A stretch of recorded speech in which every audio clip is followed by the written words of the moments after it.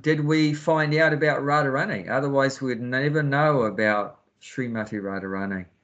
And if you don't know about Srimati Radharani, then your life is completely spoiled, because only by merciful devotees like Radharani can they recommend us to Krishna. Otherwise Krishna would say, oh, you Kali Yuga guys and girls, you're bloody hopeless. I'm not bringing you back to Godhead. But Radharani is so kind, as women generally are, but more soft-hearted than the men. She'll say, oh, come on, Krishna, let Gulshan through, let Abai and Bhakti Mala through. They deep in their heart, they love you. Just let them in. Even though they got a few rough edges, then just let them through. And Krishna can't refuse whatever Radharani wants, because Radharani is so devoted to Krishna that by her pure devotion and service, she's completely captured Krishna's heart, conquered by love. It's said that one of Krishna's names is Ajita. You know what Ajita means? The one you cannot win. You cannot defeat him. You can't conquer him. He's unconquerable. Ajita. Jita means defeat, and Ajita means you cannot. Yeah, you can't defeat him. You can't conquer him. It's impossible. Kamsa tried, failed. Ravana tried, failed. Hiranyakashipu tried, failed. Everyone like that. So, but the Ajita, he becomes Jita. He becomes conquered by the love of his devotee. So as we know, Mother Yashoda tied him up. Arjuna got Krishna to drive his chariot, and he was bossing Krishna around, go left, go right, stop here, like that. And Krishna accepted that, and by Radharani. Even Arjuna put the foot on his back of Krishna to turn left and right. Yeah. Because they have there's no indicators in the chariots 5,000 years ago. Can you believe that you put the foot on the Krishna's back? Oh my! I know, yeah. Well, there's just pure friendship without any kind of awe and reverence or like that. Just Krishna enjoys that, just to have that pure love. That's right. Yeah. They don't love Krishna because he's God. They don't even know he's God. They just love Krishna because he has such wonderful qualities. They just love him for who he is. Just the most wonderful person, most beautiful qualities.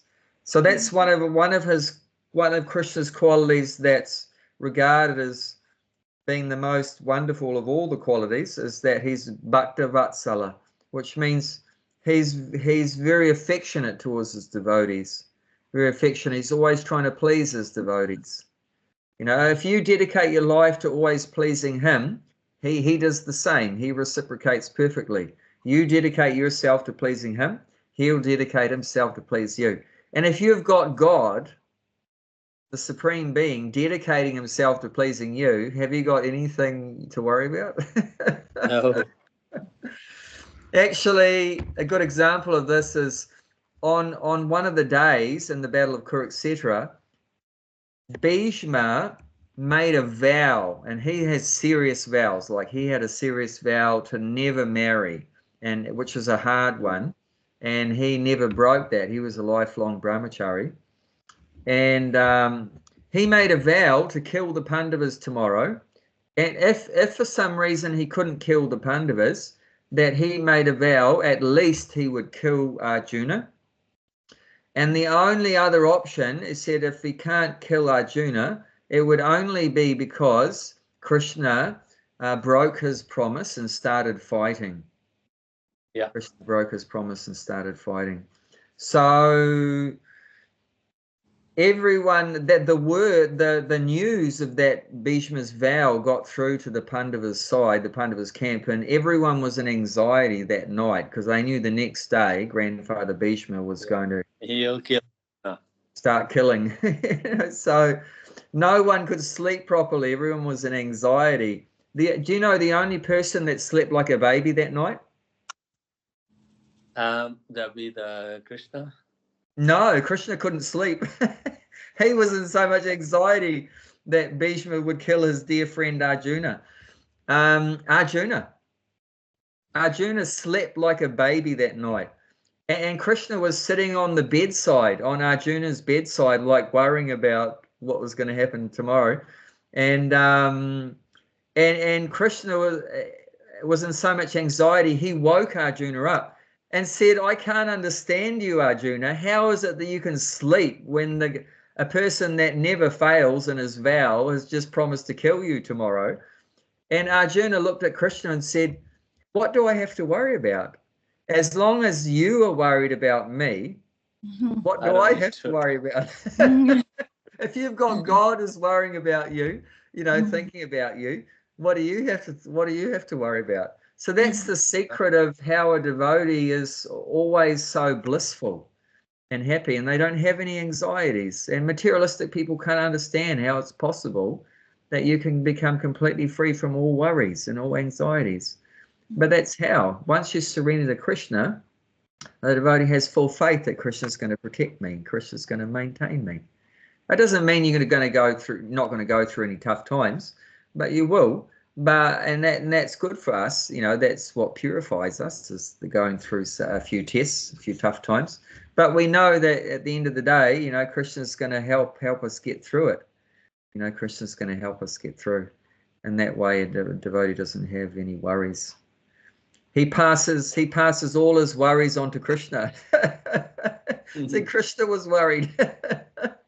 But that's love. That's love. If you love someone, then you're always concerned about them. Like the mother is always concerned about her child or whatever like that, and that's because the love is there. That's natural. If the person didn't care about the person you love, then that's not a very good love, is it? If you don't really care about the other person, So I guarantee that, if Krishna had been threatened, it would have been the other way around. Arjuna wouldn't have been able to sleep. He would have been in anxiety. If Krishna was at risk like that, something bad, for Krishna, it would have been like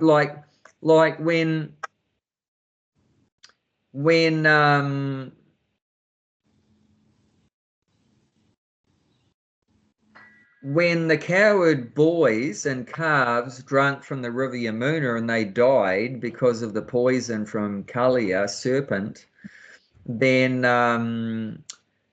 Krishna, he just glanced over the dead boys and cows and they came back to life, and then he stood on a kadamba tree branch and jumped into the river Yamuna, and everyone freaked out completely. Oh my God, Krishna was their heart and soul, and their heart and soul just jumped in the poison water. And not only that, it got to a point for a while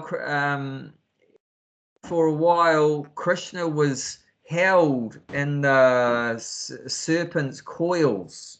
He was held up, coiled around with Kaliya's hoods, had wrapped him up. And they just freaked. I mean, Nanda Maharaj, Krishna's father, tried to run into the poisoned water to rescue his son. And he had about 10 cowherd men had tackled him to try to stop him from going in there. Good luck trying to stop him going in. And Mother Yashoda just fainted. She just completely fainted. And other ones were they were all just wrecked. And in so much anxiety that Krishna was in danger. And Krishna was watching them. He wasn't worried at all. And when he saw, I think they've gone through enough anxiety, I better get out of this. So he just broke free from the coils, and then he started dancing on Kaliya's hoods and pressing down his hoods, and slowly the venom ran out, and he nearly died out of exhaustion. And then Kaliya had many wives, and they prayed to Krishna, please don't kill our husband. He's our only shelter. Please don't kill our husband. So being petitioned by those wives, he stopped, finishing him off. And then made him promise, you have to leave here and never come back. Like that. So it goes both ways. If the devotee is in difficulty, then Krishna's worried about the devotee and will sort it out. And if Krishna had some Not that he ever has a difficulty, but if it seems like he was in difficulty, then the devotee is in anxiety like that. And then that's love. That should be there. That's the nature of love. But yeah, as long as Krishna's caring for us, there's nothing really to worry about. So we should have full faith in that. And that's part of what it means to surrender. Because we read about it and talk about it, about surrendering to Krishna. But what does it actually mean? So that's what it means. That we should have, it means 6 things. Bhaktivinoda Thakur explains surrender means 6 things. Complete faith that Krishna is going to protect me. We have, and also convinced that he's going to maintain us. So faith that he'll protect us, and conviction that he'll maintain us. And then accepting everything favorable to Krishna. That's another one, accepting everything favorable to Krishna. Just like Krishna wanted Arjuna to fight. So Arjuna didn't want to fight because he had to kill his family and guru and so forth. But he at the end of the Bhagavad Gita, he realized, well, even though I don't want to do it, but if this is what Krishna wants, then I'll do it. So that's surrender, right? You do whatever Krishna wants, what's favorable to him. And on the other side of the coin, you reject whatever's unfavorable to Krishna. So just like it's unfavorable to Krishna consciousness, meat eating, intoxication, lust, sex, and gambling. So even though we might like those things, we might really like those things, it doesn't matter. But Krishna doesn't like it, so we don't do it. Like that. So we accept things that Krishna wants, and we reject the things he doesn't want. And then the final 2 is that humility. This is what it means to surrender. That we develop that humility, that I'm very small, I'm very helpless, I'm very insignificant. I need Krishna. I'm fully depending on Krishna. So that's part of surrender too, to have that humility, to realize without Krishna we can't exist. We're fully depending on him and we need him, like that. Take shelter of him. And then having no separate interest. Having no separate interests, or like dovetailing all of our desires and interests with Krishna, and aligning all of our desires with Krishna's desires. Yeah, so these are the 6 symptoms of surrender. Yeah, and then if we are a surrendered soul like that, then definitely we'll be always peaceful, even though it might be turmoil around us. But within yourself, you feel peace from that surrender, like that. Does anyone want to say anything about that? Someone brought this up the other day, actually, and I was curious about it because they were talking about how a devotee, doesn't feel fear because they know Krishna's always protecting them. And I just was thinking, well, what if you know that Krishna is protecting you, but you know that you have bad karma, and so you're still worried about bad things happening because, and yes, that's where your fear comes from, is because you know that your karma is not that great, and I don't know how to reconcile the 2, because they were like, oh, you don't need to have any fear. And it's like, well, bad things still happen, even if Krishna's protecting you, because if it's got to happen, it's got to happen, So I find there's nothing that's really got to happen, because Krishna's in control of the laws of nature of karma. So something that was going to happen, Krishna can stop it happening. Yeah. So, but why does Krishna sometimes let what seems to be bad things happen to devotees? Because what seems to be bad things from our point of view is not necessarily a bad thing. Mm-hmm. And in the long run, it's good for us, and that's why it happens. If something seemingly bad happens to us after we've surrendered and becoming a devotee, then it's because Krishna is taking that bad karma that we have and administering it, giving it to us in such a way that it's purifying us more of whatever last material desires and faults that we have. So he's actually using it to cure us of our material disease. Jayanti, when you're ready, can I have some water, please? And that's mentioned. You can check it up sometime. You won't be able to see it now, but it's in the 10th canto, I think 14th chapter, text 8. And if I remember rightly, you can look it up in that purport to that verse. Yeah. And Lord Brahma's prayer. It talks a lot there about the devotee's karma and everything like that. So yeah, for a devotee, it's not ordinary karmic reactions. It's actually Krishna karma. It's Krishna karma. He's administering it to us, but in a different way. It's not, normally karma, bad karma will just result in suffering. Good karma will result in happiness. But when the devotee experiences these good and bad things, it doesn't lead to material happiness and material suffering. It leads to more Krishna consciousness. Like when some really good thing happens to a devotee, he becomes more Krishna conscious. Thank you, Krishna. I don't deserve this. Such a nice thing.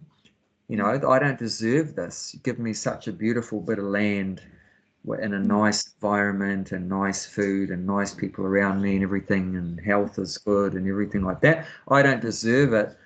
Krishna, thank you so much. So when a devotee experiences happiness, Krishna gives happiness to the devotee. He accelerates his Krishna consciousness through that. And also when a devotee suffers, he thinks, well, I deserve even more worse, but Krishna has very kindly minimized it. He's reduced it like that, has minimized it.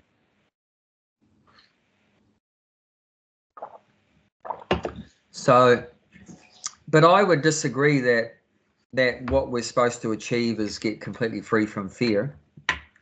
I would say that, like a devotee is not supposed to be afraid, for example, of growing old and getting sick and dying, because we know that we're an eternal soul. We know that we're not the body.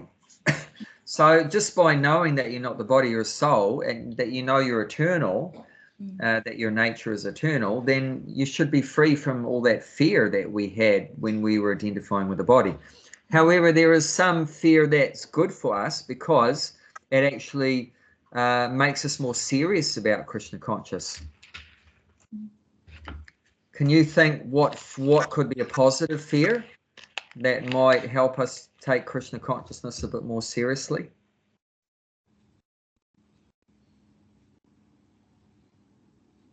Yeah, Jayanti said if I come back as a dog. So she's afraid of coming back as a dog. Because then if you come back as a dog, you probably won't be able to be joining soul-searching sessions and chanting Hare Krishna and going to the temple and having darshan of Radha Gokulananda and all these kind of things.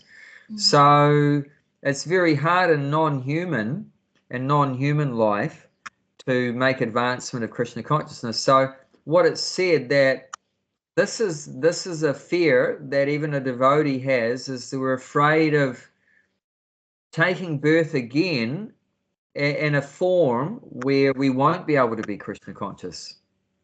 So why is that a positive fear? Because if you have that kind of fear that I don't want to take birth as some non-human lower species and forget Krishna, then I better be more serious devotee. I better become a better devotee, a more serious devotee. That I want to make sure that happens. And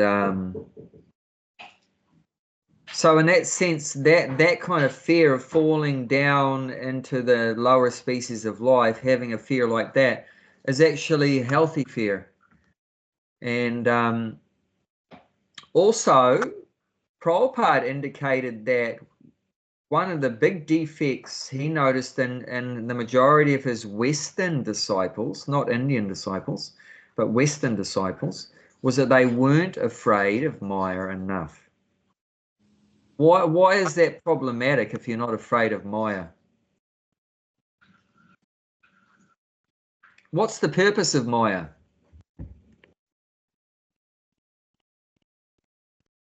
Jayati said to keep us in the material world. And in keeping us in the material world means keeping us in forgetfulness of Krishna. So Maya's service is to make us forget Krishna. And isn't that good to be afraid of that?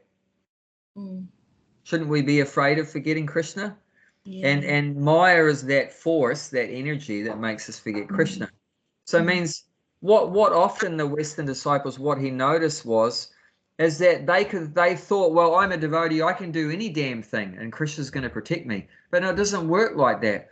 You know, Krishna will protect you if you keep on the straight and narrow path. But if you go too much into the Maya direction, you know, Krishna's not going to protect you, and then Maya's going to pull you down and make you forget. You know, so if you're a bit loose, with the Krishna conscious basic principles, then you might slip into Maya. So, you know, if you're afraid of slipping into Maya and becoming loose with the basic principles, then that's a good thing. Because if you don't have that fear of becoming a bit slack and falling into Maya, then you probably will. But that fear of what's going to happen if you get slack is good because it keeps you serious. And I'll give you some idea. Like I could think, oh, I've been chanting 16 rounds for 30 years. What does it matter if I you know, don't chant my rounds for a few days or a week? Who cares? I've chanted for so long. I'm already a devotee. I'm a good devotee. You know, what does it matter if I don't chant my 16 rounds for a few days? But mate, you know, that's just like Prabhupada said, that's like you go to bed in your house and you leave a window open. But what's the problem with that? The thief will come in. You left the window open, mate. You stuffed up. The thief will come in and he'll come in and slit your throat and take all your possessions. You know, so if you're a little bit slack, then just like the thief will take advantage, then also Maya will take advantage like that. And even Radhanath Maharaj, he noticed through all of his years, seeing things happen, he said before any devotee fell down, he noticed one thing in common, that they all stopped chanting their 16 rounds. You know, so that's the only thing that's protecting us from Maya is, you know, taking shelter of Krishna by like chanting and so forth. But if you become a bit lazy and slack and take it for granted, oh, I'm a devotee, I can do any damn thing, Krishna will always protect me. No, it doesn't work like that. You know, don't become proud. Like I said, surrender, one of the items of surrender is humility. You have to be humble. If you're proud, you're not a devotee, you're not surrendered. You know, surrender means you always have to be humble, that I need Krishna's protection. One time Prabhupada said in a class, the difference between me and all of you is that I can never fall down and you can fall down, okay? So Prabhupada said that in the class. And not falling down, that's called Achyuta. That's one of Krishna's names, is Achyuta. He never falls down. And Chuta without the A, means you can fall down. So, and then after that class, Prabhupada was praying very intently to the deities in that temple, and a devotee was curious that, oh, I wish I knew what he's praying. It must be a really good prayer. You know, he's a pure devotee. If I can find out what his prayer is, that'll be really powerful. So he asked Prabhupada, can you please tell me what you are praying? And Prabhupada said, I'm praying to the deities to please protect me from falling down. And the devotee said, that doesn't make any sense, because you said in the class that you can never fall down. And Prabhupada said, yes, I can never fall down because I'm always praying to Krishna to protect me from falling down. You get it? You get it? So he's not proud thinking, oh, I can never fall down, Maya can't touch me. he's really humble, thinking, Krishna, protect me, Krishna, protect me. He's always praying to Krishna to protect me, protect me. So he knows if you're always praying to Krishna to protect me, then you can't fall down. So that's not pride, that's humility. You see? So that's not pride, Prabhupada saying like that. That's humility. Because he knows that, you know, if you're always taking shelter of Krishna, then he's always going to look after you. He's always going to protect you. The only risk is if you don't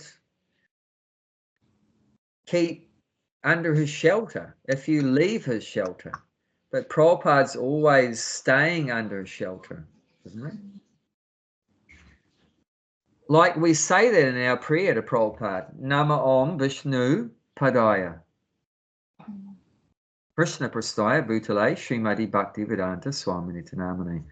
What does Vishnu Padaya mean? Vishnu Padaya. Shelter?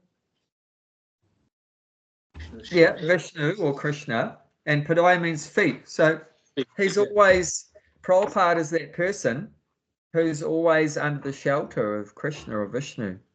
So that's humility. He's never leaving Krishna's shelter for one moment. He said there was never a time in my life when I forgot Krishna. So he's always under Krishna's shelter. And that way he can't fall down because he's always under Krishna's shelter. It's impossible to fall down under Krishna's shelter. The only way we fall down is when we leave Krishna's shelter. And leaving Krishna's shelter means, you know, stop following the, you know, basic instructions that Prabhupada gave us. Chanting our rounds and following the four regulated principles like that. You know, associating with devotees, do some service like that. So as long as we do those things, we're under Krishna's shelter like that. Does that make sense, Bhakti Mala? Yeah. So I wouldn't say you want to wipe out all fear from yourself. Now there's a healthy fear. Yeah. You know, there's a healthy fear, but it should be, the fear should be in relationship to Krishna. I'm afraid of forgetting Krishna. So that's a Krishna conscious fear. It's not, oh, I'm afraid of dying. No, that fear a devotee shouldn't have. I'm afraid of dying. But I'm afraid that if I die, and if I took birth as a dog or a worm, then I won't remember Krishna. So that's, once again, you know, I'm afraid of a situation where I would forget Krishna. So that kind of fear will make us more serious. So it has to be, whatever our emotion, our feeling is, it should be connected with Krishna. Like Hanuman got so angry. Normally it's written in the books, right? You know, that a transcendental quality is that you shouldn't be angry. But Hanuman was famous for becoming angry. But why did he get angry is the important thing. Because somebody is hurting Rama, he's get angry. Yeah, Ram was so upset that this demon, Rakshasa, took away his wife. So my most precious Ram, my life and soul, is so upset because of this rascal, Ravana. I'm going to just wring his bloody neck and burn his whole place to the ground. You know, so Hanuman was so angry. He could, when he went to Lanka, he said, I haven't been instructed. Otherwise, he's called a Pavan Putra. Yeah. He's a Pavan Putra. He said, if I'll take it, no one can stop me. If I take you, Sita, on my shoulder, but I haven't been instructed from Lord Rama. I'm only giving you that whatever his instruction. Yeah, he could have killed Ravana on the spot. He wanted to do it. But he knew that Ram wanted to deal with Ravana. Instruction from Rama. So he didn't want to overstep his boundaries as a servant. I would add in there, if I've got a fear of, because of my karma, next birth, I'll become a dog. It's okay. As long as if I'm a dog of the devotee's family, at least I get the prasadam. If I've got a karma to become a dog next life, it's fine, Krishna, but at least put me in the devotee's family. No, but why are you thinking that we still have karma?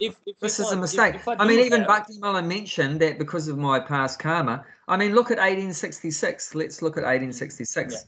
I don't know why are you both thinking that you have karma? You know, if when you surrender, this verse 1866 Yeah, there says, shouldn't be any karma then. when you surrender, he takes all your karma. There's Yeah, no that's there's right. no karma. And that's what he says in Abandon this all verse, the don't varieties fear. of What does it say? abandon all the varieties of religion and just surrender unto me, or I shall deliver you from all the sinful reaction. Do not fear. Okay, when he says, I'll deliver you from all sinful reactions, what are sinful reactions? Well, any Any past, karma, any bad yes, karma. yeah, So that's right. sinful reactions means your bad karma. So he's saying, you know, I'll take away all your bad karma and then do not fear. So you don't have to be afraid of bad karma. Well, in the nutshell, But what a devotee's afraid of is afraid of forgetting Krishna. We're not afraid of bad karma, but we're afraid of forgetting Krishna. How can you forget Krishna? It's not possible. It's in the What do you vein. mean? This Yeah. is we're It's living in the an vein. environment of forgetfulness of Krishna. The whole material world is in forgetfulness of Krishna.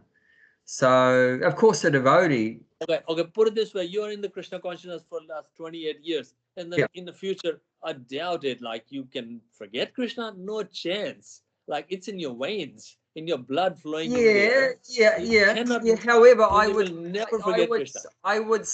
would agree and disagree at the same time because, as long as we follow these basic principles, then it's in our veins and everything's there. But you don't realize how powerful Maya is. She can completely cover over anybody.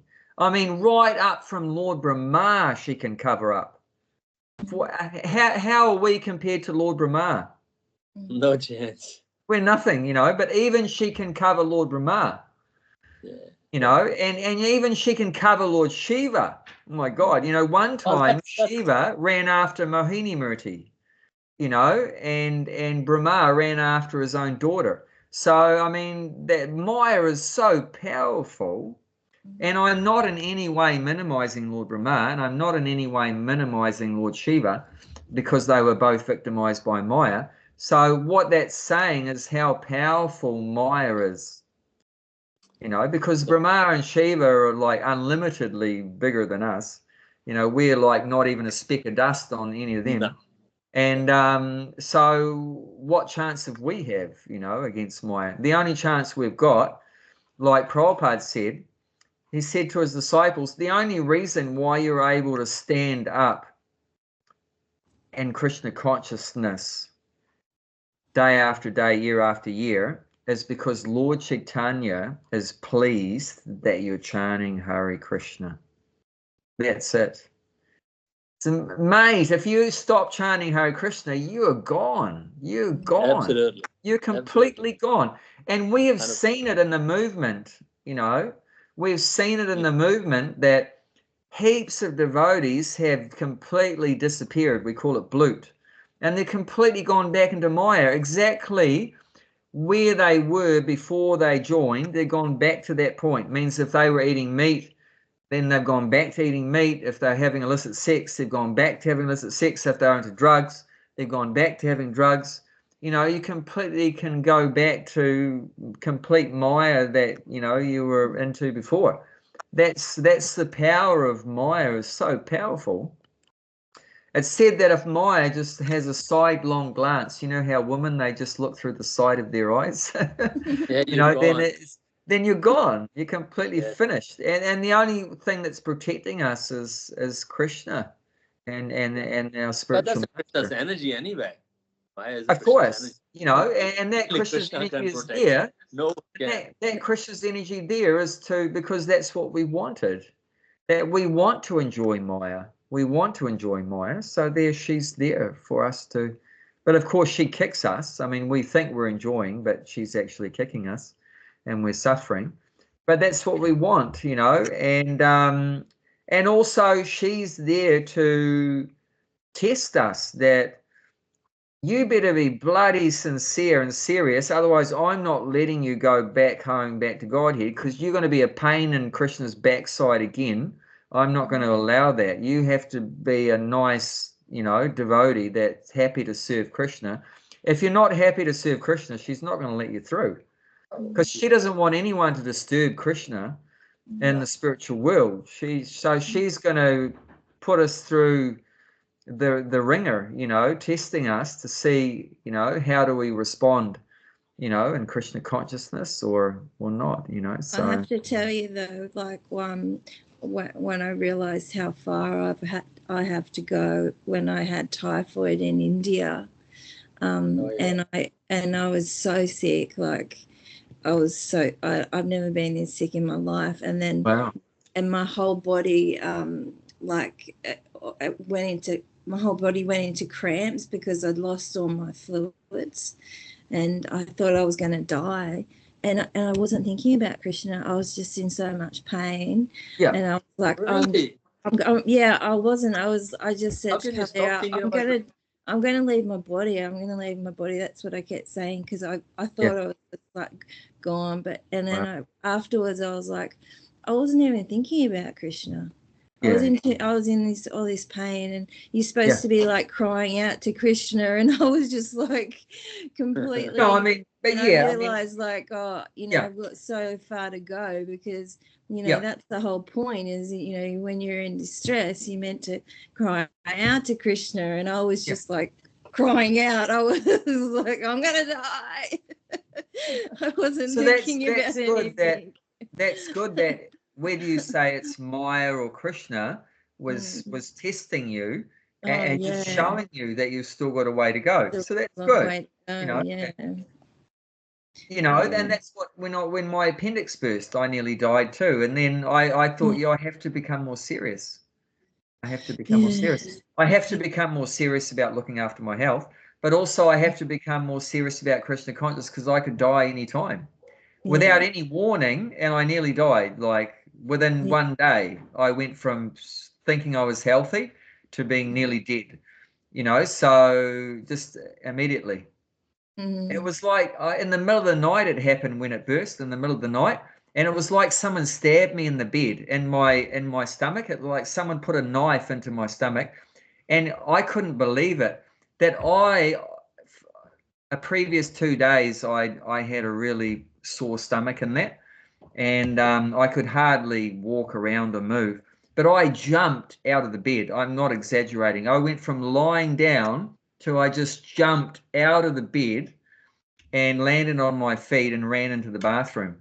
It was and I had sweat from the top of my head to my toes. Was like the sweat was like jumping out of my skin.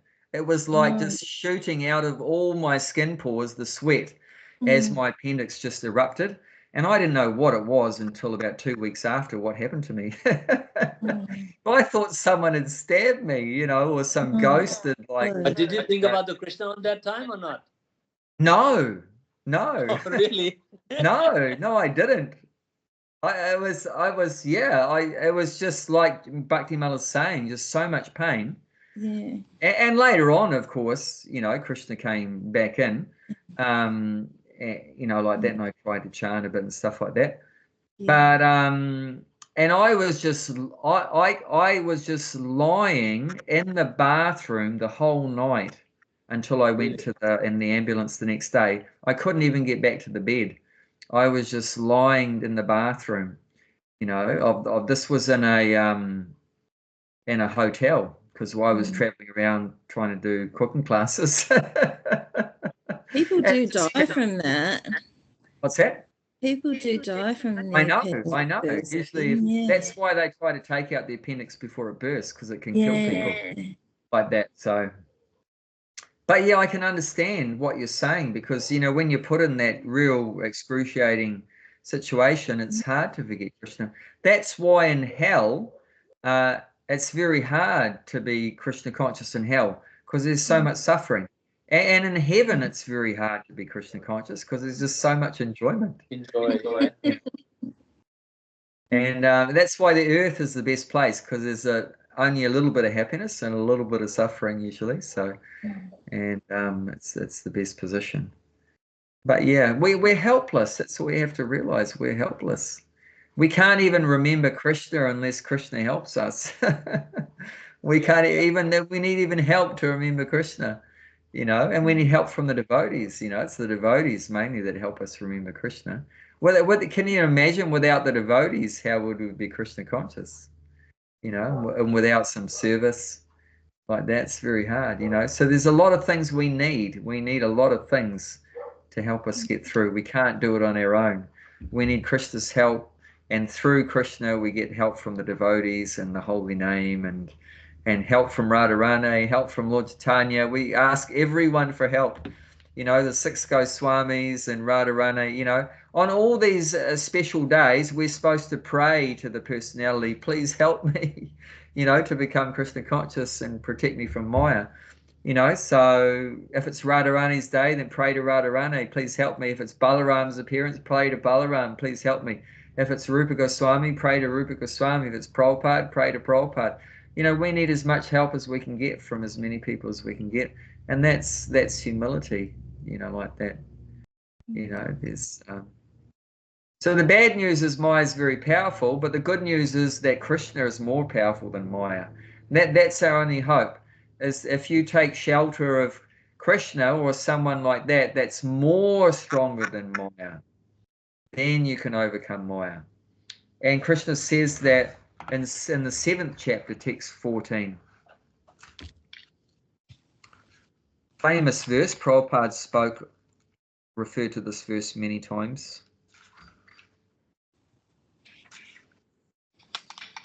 This divine energy of mind, consisting of 3 modes of material nature, is difficult to overcome, but those who have surrendered unto me can easily cross beyond it. Yeah.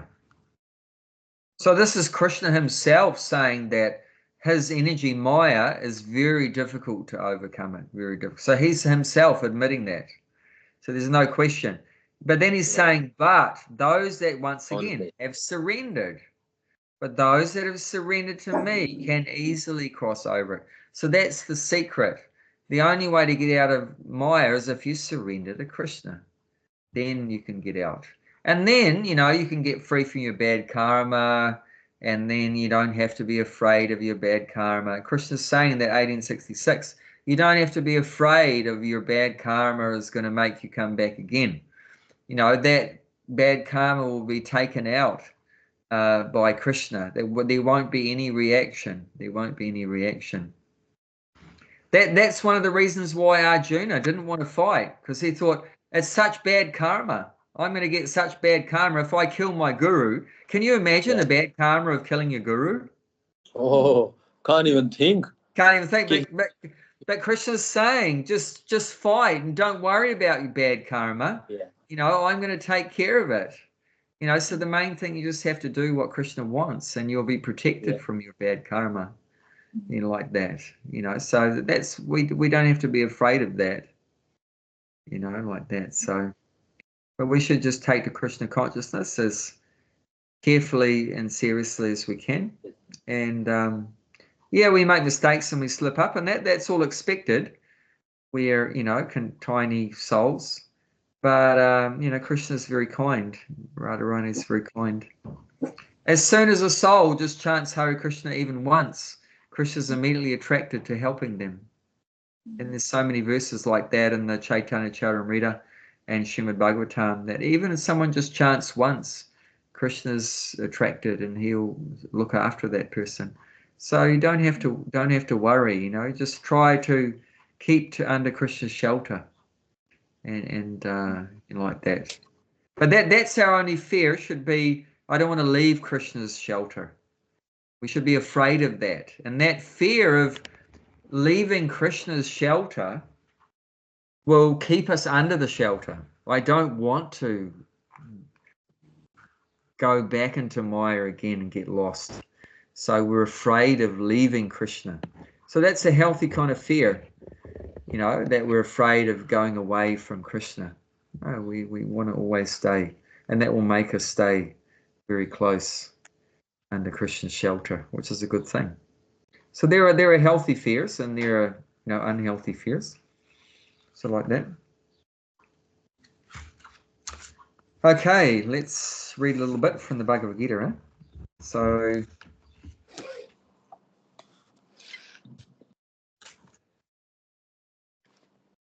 Last week, did we finish the purport to the first verse of the 9th chapter? Yes. Okay. So on the second verse. So we're reading from Bhagavad Gita, chapter 9, entitled The Most Confidential Knowledge, text number 2. So just a little recap. Text 1 was just talking about one of the big obstacles in spiritual life is envy. You know, if you're envious of Krishna, then you're not going to get anywhere. So the first thing you have to do if you want to become a devotee is to give up being envious of Krishna. You know, so generally everyone in the material world is envious of Krishna, otherwise we wouldn't be here. So if you're in the material world, you should know that there has been, at least in the past, you know, envy of Krishna and wanting to be Krishna and take his position like that, trying to be God, trying to be and we explain what trying to be God means, trying to be the enjoyer and the controller. We have that tendency of trying to be the enjoyer and the controller. And so if we can give up being envious of Krishna and instead of that have a desire to serve Krishna and become Krishna's friend, then what Krishna will do is give us knowledge, which is what's saying here. Give you the most confidential knowledge and realization. So and then so you give up your envy and you start serving Krishna, and then Krishna will give you knowledge. And that's Gulshan's favorite verse, 10:10, which is saying about how Krishna, if you serve him with love, then he gives you the knowledge by which you can come to him. He says that in 10:10. So yeah, so if you give up being envious of Krishna, and the opposite to being envious of Krishna is start serving Krishna. Start serving Krishna, and then Krishna gives you knowledge. And when Krishna gives you the knowledge, the result of that is that you get relief from all the miseries of material existence. So basically all your suffering's over and you'll become happy. But like, don't think that, you know, you serve Krishna and then the same day you're never going to experience any suffering ever again. Prabhupada explained it's like, if a fan is spinning on the ceiling, the fan is spinning, and you pull the plug out of the socket, does the fan stop spinning immediately? No, it takes some time. But it's slowing down because you pulled it out from the power. It slows down and eventually it will stop. So it's like that. So we surrender to Krishna. It's like you pulled the plug out. So there's no more good, bad karma coming in to your life. But still, there is some momentum there from us being in the material body. I mean, this body that we have now is the results of our past bad karma, you know, good and bad karma. So you can't like get free from that immediately because you're in the body, you know, so you're in the body. So until the body dies, that's like when the fan stops. You see what I mean? The fan stops when this result of our past bad karma, which is this body that we have, until that's over. So, but it's winding down means it's going to stop when this body dies, and then you won't get another body. You won't get another material body. So that because you pulled the plug out because you surrendered to Krishna. So now it's just slowing down. So we're going through this life means this is the slowing down of the karma is finishing up. It's got to finish it up and then no more. Does that make sense? Yeah. But you're definitely becoming more and more happy, and all that karma from the past that you're getting burning up in this body is gradually finishing itself up, and you're becoming more and more happy as you remember Krishna more. As you remember Krishna more. Slowly. Okay, so let's read the verse for the second one. Rajavidya Rajaguyam Avitram Idam Uttamam Pavitram idam uttamam. Pratyak savagamam dharmyam Tatakshya svaganam dharma. susukam kartam avyayam. Susukam kartam avyam. This knowledge is the king of education, the most secret of all secret. It is the purest knowledge, and because it gives direct perception of a self by realization, it is the perfection of religion. It is everlasting and it is joyful performed.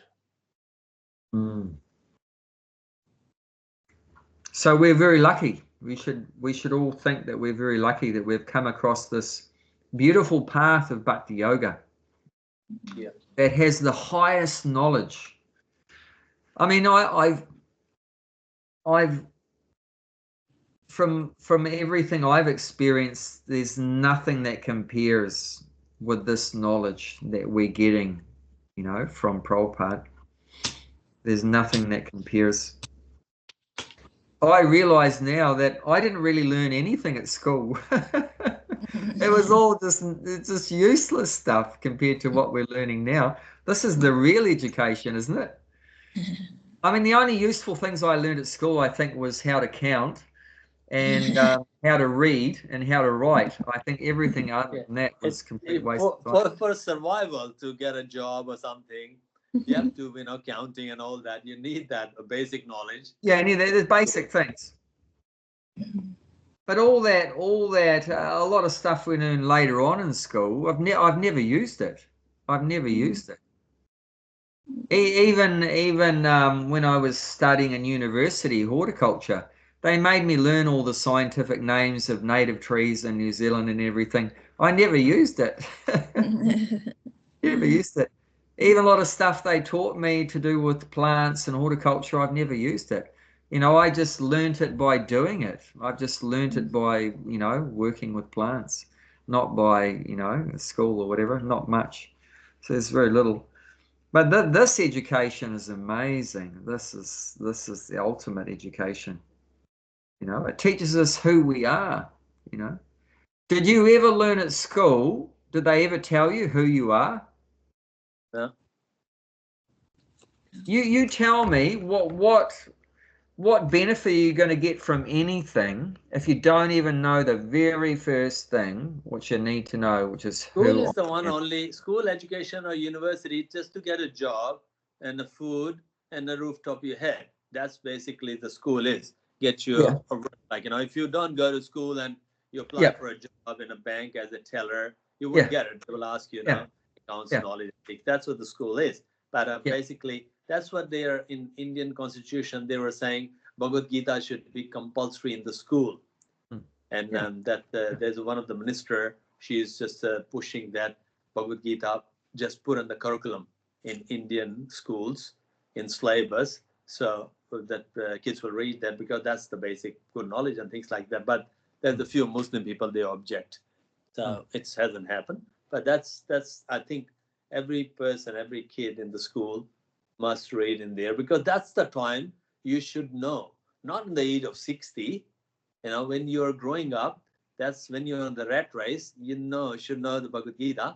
Otherwise, once you'll be in the rat race and then making the money and then skyscrapers and all that, you will be, losing the effect. And I think it should be compulsory. Yeah. Oh, well, I'm telling that, but my daughter doesn't read either. She used to But all that education, like you said, is to help us get a job. And why do we want the job? So we can get money. And why do you want to get money? So you can get food. Food for what? The body. And you get a roof over the head. Roof over the head for what? The body. And clothes for what? The body. It's all for the body, the body, the body, the body, the body. But are we the body? No, we're not the body. And through that education, you're becoming more and more absorbed in the body and attached to the body and afraid that the body's going to grow old, get sick and die. So it's all your consciousness is wrapped up in the body. And what's that going to result in, that you're always thinking about your body? You're going to take birth again. You're going to take birth again in another body. You know, so you're locked into the cycle of birth and death, samsara. Samsara dava nalalita loka tranaya karunya ganaganatvam. And this forest fire of material existence, the cycle of birth and death. So Bhaktivinoda Thakur says this kind of education is actually avidya. Actually, education is vidya, like this is called Raja Vidya, the king of education. So he says actually that kind of education, which is all about the body, is actually avidya. So avidya is actually the opposite to education. It means ignorance. Education should give you, means knowledge. But that kind of education that's given to us is actually making us more ignorant. What does it mean to be more ignorant? It means you just absorb more in the body. Why is it ignorant to be just thinking about the body all the time? Because we're not the body. We're completely different than the body. Like if you found a human being that identified themselves as their car, what would you think? Wow, I am a Toyota Corolla. I am a Mitsubishi. I am a Ford Ranger. You know, like that. What would you think? Would you think they're highly enlightened? They're mad. They're completely nuts. They belong in the lunatic asylum. So anyone that identifies that I'm a car, you know, or I'm a shirt, or I'm a you know, shoes or something, you'd think they're nuts. They're crazy. But it's just the same. If someone thinks I'm Indian, I'm a Kiwi, I'm a man, I'm a woman, I'm a PhD, BSc, MBA, you know, I'm a rugby player, a politician, whatever. That's not any different than thinking I'm a car or I'm a shirt. You know, so we get educated to like think we're a car. You know, we get educated to think we're the body. Then what's that? So it's actually not education at all. That's actually making us more ignorant. And I'll tell you what, my son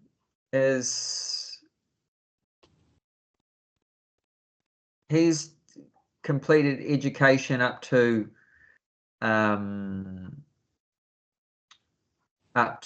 18 years.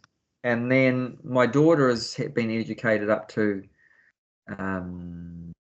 21 years. And my daughter is more spiritually ignorant than my son, because my daughter has been educated more. So she's actually, my son is more open to Krishna consciousness than my daughter, because my daughter is more brainwashed with this crappy, you know, materialistic education, and she's more closed off to spiritual life. So what kind of education is that? The further you get educated materially means the more ignorant you become, the more further away from Krishna consciousness you become. Because what is their teaching? You know, if you look at who was Prabhupada the most angry at when he was preaching? That the people are like, you know, the ignorant people, they doesn't know anything, or scientists or scientists. Yeah, scientists. They think they can produce anything. Yeah, we think we're in control of nature. We can create life. We can create life. We can control nature. We can control the weather. You know, we can control it. We can make our live longer. We can stop death. We can stop old age. We can stop disease. You know, Prabhupada was furious. They're trying to play God's role. You know, and then they can't actually do any of those things. They're just promising that in future they will. What Prabhupada said, what is this in future? You know, he said this is called post-dated check. You know what a post-dated check is? Yeah, you can't put in the bank. You can't put it in the bank because there's no money in my bank today, but don't worry, in future there'll be money there. But is anyone going to accept that check? Only a fool would accept that check. There's no money in my bank today, but don't worry, in future there will be money there. But no one's going to accept that. What's this in future? When you've actually created life, then talk. When you've actually stopped death, then talk. When you've actually stopped disease, then talk. But they talk so big, and they haven't actually done anything except get big salaries, and it's just so much cheating. And what do they educate us? That, oh, it all started from a big bang just by chance, evolution. There's no God in control. And we evolved from monkeys, not from Krishna. Our ancestor was the monkeys and everything like that. And we can enjoy in this material world if we have more sense gratification. The more sense gratification means more happiness, and the less sense gratification means less happiness. And like that, that's the way we were all educated. But that's actually making us more further away from God, more further away from Krishna. And I've seen it. Those that have a bigger education, they're more stupid. Like that. And the beginning of life, you see someone that hasn't been educated much, like a little kid says, oh, where do all these stars come from? They're very inquisitive. Where does all the stars come from and everything? Who made all this and everything like that? And then they accept it immediately if you say it comes from God and everything like that. They'll accept that. They won't say that's a lot of rubbish, or anything like that. And they're very innocent, and they'll accept the truth like that. And they're very inquisitive, and like I found my son, being younger, was much more inquisitive than my daughter. She's lost that. She not interested to hear about God or anything like that. Just fully indoctrinated with all this materialistic propaganda. And but yeah, this is the real education. But unfortunately, even though it's the best education, not many people will take it, because they've been so brainwashed by Maya, by this Maya education, completely deluded. And the most secret of all secrets, so we explained that last time, it's not that Krishna is trying to hide this knowledge from us. It's not a secret because of that. It's a secret because most people are envious of God, and they don't want to hear about God. So therefore, for most people, it's hidden. This knowledge is hidden from most people because they're not ready to accept it. They're not ready to accept it. Krishna's in everyone's heart. He knows that you don't want to hear about me, mate. So you're never going to find out about it. You're never going to find out about it. You're never going to bump into anyone that's going to talk about it. You're never going to see a book about it. You're never going to hear about it. You're never going to see anything about it, because in the heart, Krishna knows. You're envious, mate. You're envious of me. You just want to enjoy and control. You don't want to serve God, and you want to become God. So in that way, it's very secret. It's not because Krishna's trying to hide it from us, but it's just that we are going 100 miles an hour away from Krishna. We're going 100 miles an hour away from Krishna. Whatever we desire, Krishna will give. Whether you desire for bhakti, yeah, Krishna will associate that. Okay, here you go. If you desire for, the beautiful mansion, Krishna say, okay, here you go. That's your desire. So, end of the day, it's up to you. Anything you desire, Krishna will fulfill. That's pretty much it. But yeah, I mean, Prabhupada told an interesting thing once about Westerners and Indians. He said, because someone was asking, I can't remember the question, but I remember what he answered, saying that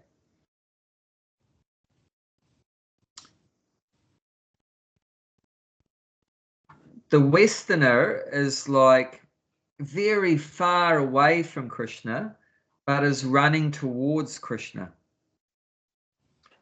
And the Indian is very close to Krishna. You could say the Western is like 100 miles away from Krishna, but running towards Krishna.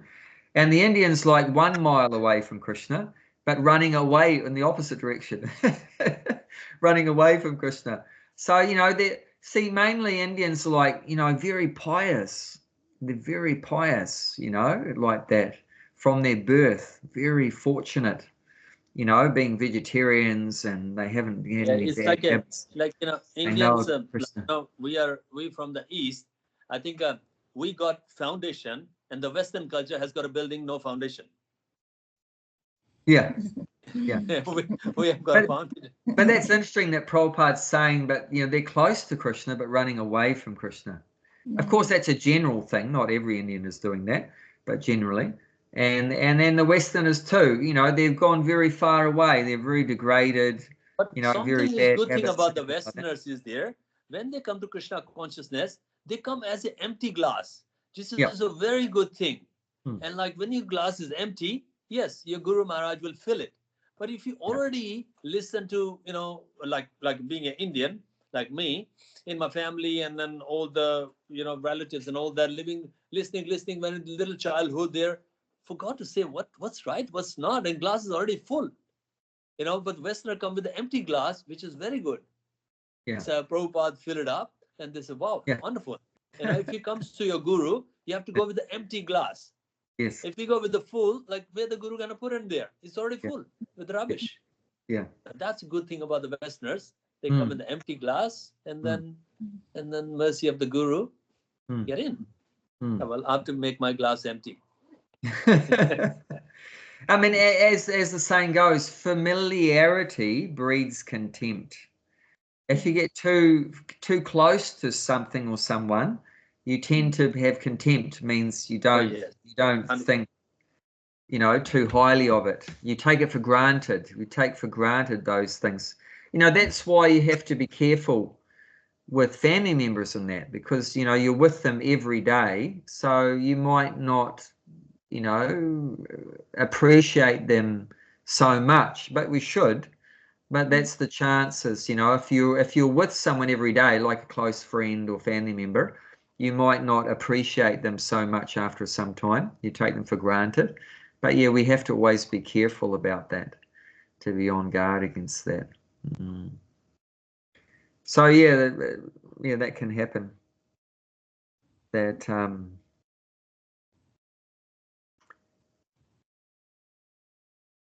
we have a great wealth, but we don't appreciate it. Like being born in India, like that. That's a great wealth. That's a great fortune. Great wealth. But then they want to be like the Americans. They want to leave that and be like an American, Australian, or whatever like that. I went one time we were doing a Harinam, my wife and I, can't remember where it was, and there was an Indian mother and a child sitting on a bench. They refused to look at us. I mean, you can't really not know a Harinam's going there. It's so noisy and everything, and we're dressing up all in funny clothes and everything. So everyone looks at a Harinam group. But this Indians, they refused to acknowledge us, to look at us. They were like so embarrassed. Why? That were there. It's because you could see they're trying to forget that life. They come from that life. They want to adopt the Western life. They want to adopt the Western life. And that I felt so sad. You have the best background, the best culture, and you are wanting to completely walk away from that, leave that. You don't want to hear about it. You don't want to see it. You don't like it, and you want to fully become like a Westerner.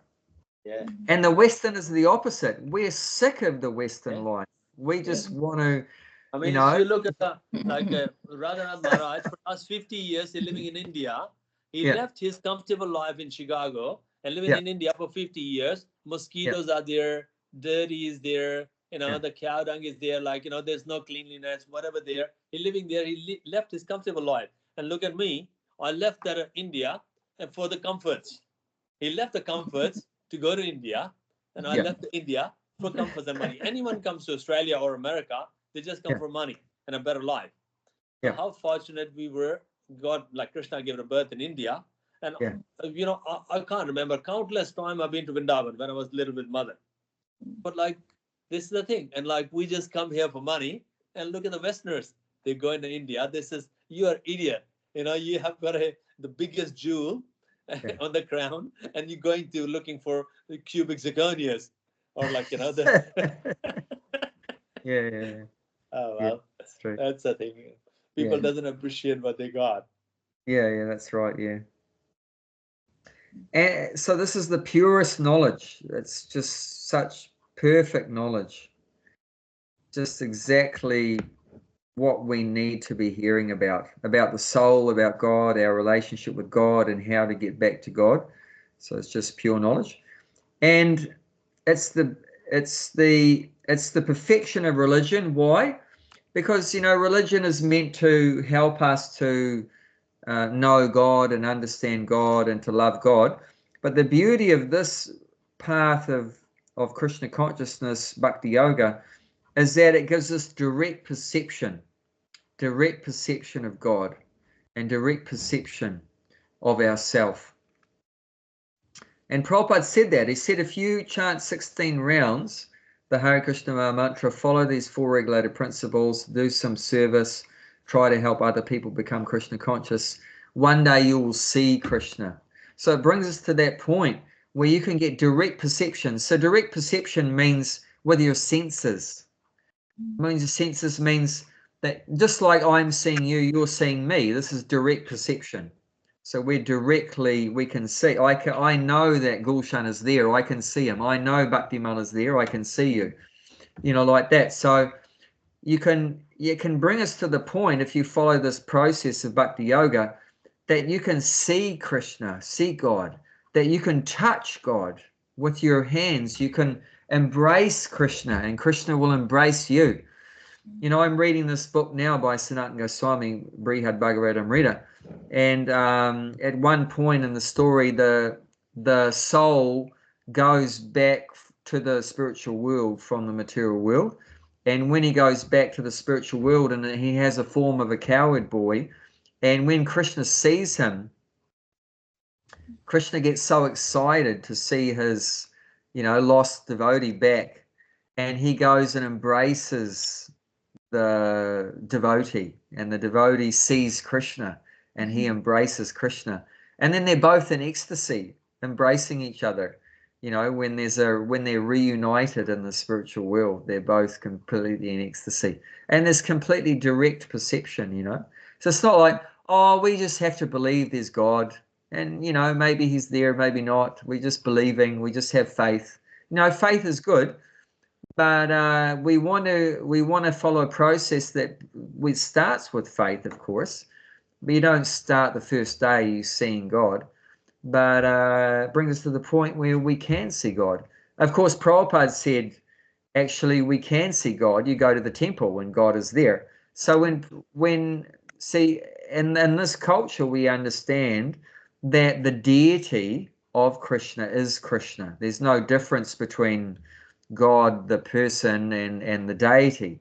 The deity is actually Krishna. So, and that's another thing. You might think, oh, I'm very far away of seeing Krishna like that. But actually, any one of us can see Krishna.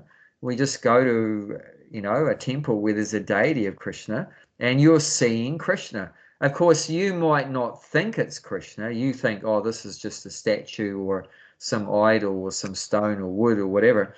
But it doesn't really matter what you think. What you think doesn't change the fact. The fact is that the deity is God. It's actually God there. And there's many miracles that happen in many temples around the world. Like in Juhu in India, Radha Rasa Bihari, the tailor there has to measure the deities every year. And people ask him, why do you have to measure every year? You just measure once, right? Because it's just stone. It's not going to change. He says, no. Sometimes Rasa Bihari is fatter and sometimes Rasa Bihari is thinner, like that. And even Radha Giridhari in New Zealand, I swear, looking at the older pictures, he looks more chubby cheeks in the early days. Now he looks a bit thinner in the cheeks. Maybe they're not feeding him so many good sweets anymore. Even I could, this dresses become tight. Jayanti's saying our own Gauni tie, the dresses become more tight. And she doesn't wash the dress, so it's not like the dress has changed. So it's not the dress has changed, it's the person that's wearing it. You know, It's so the Udupi temple in Karnataka. Udupi Yeah. temple.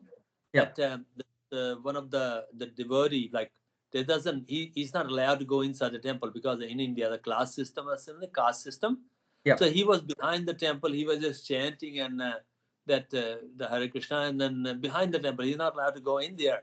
And one day the deity turned, and the people looking that, like, came in the morning, a deity was turned, and then they checked that, like, he was chanting behind the wall, just back of the temple.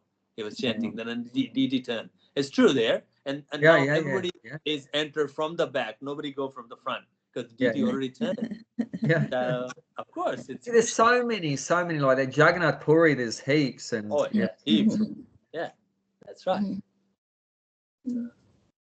Your bhava is there. That's it. He'll come. No worries. You mean, like, if it's true, like your bhava is so true there, you may be take a longer to call Krishna, but he will come quicker than you call. You won't even say a full word of Krishna. If you say Kr, and then he'll appear. You won't, that's the thing. It's just you would not say, even like when the Sudama went there to see Krishna. So it's like he did not even say the full word there. And then Krishna just running to embrace that because he was a Pandit. So they were the tradition is that if the Pandit come, you wash the feet to get that into the house. So that Dwarpal, like, those who are, doing the service for Krishna, they go and get the water. By the time they get the water, Krishna washes feet with his own tears. Wow. And then he said, wow. It's like, that's much ecstasy, the love for friendship. So much love. Because he was like I said, that's Krishna's best quality, is he's very affectionate towards his devotees. That's what attracts the devotees so much to Krishna. Krishna's devotees would never leave Krishna for any other master, because Krishna's the best master. He loves his servants so much. He really loves his servants so much. 100%. Yeah. And the final part of this verse is saying it's joyfully performed. And we know that because what is this process? It's like Prabhupada said many times, it's just three things: chanting, dancing, and feasting.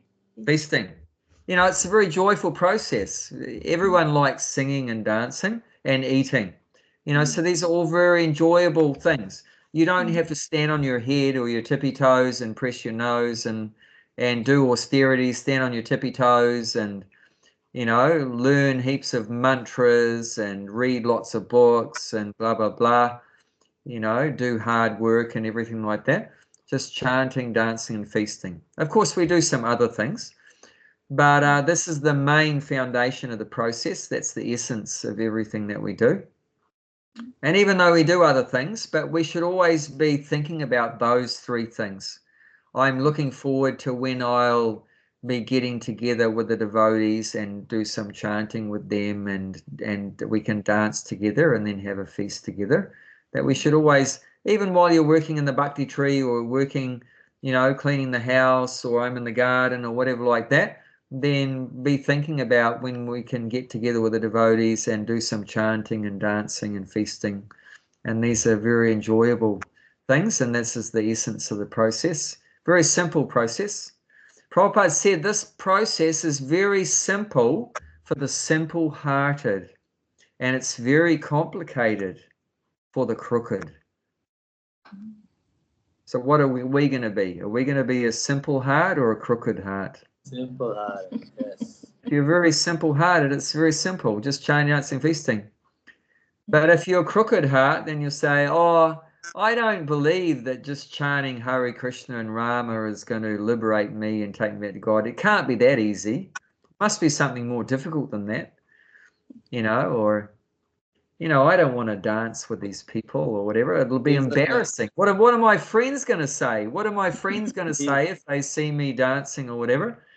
Or, whatever, or, you know, I don't like, you know, I don't like this vegetarian food or Hare Krishna food or whatever. Actually, we had one guy, one of our neighbors, another one of our neighbors, it's a good friend of ours, told this neighbor, because this guy was going to come over and have some prasada.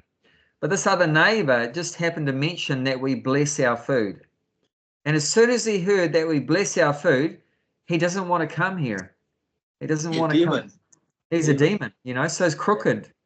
He's crooked. He thinks we've done something funny on the food or whatever like that, some voodoo. So crooked. But what's the result? Like if I ever see him, he's so unhappy. Oh my God. He's always in anxiety and fear and stress and like that. And he's just hurting himself unnecessarily. You know, we can help him so much, but to be happy, but no, he's just attached to his own miserable, you know, mind. And then what our worst enemy, like it's mentioned in the 6th chapter, a mind can be a best friend or a worst enemy. And it says if you control the mind, it's your best friend. And if you don't, it's your worst enemy. So for most people like that, their mind is just thrashing them. And it's sad to see, you know, people just being thrashed by the mind. And it said the mind has 6 whips. Lust, greed, anger, envy, pride, and madness. So yeah, we don't want to get into this cycle of being thrashed by our mind. And very luckily, you know, one of Krishna's names is Manohar.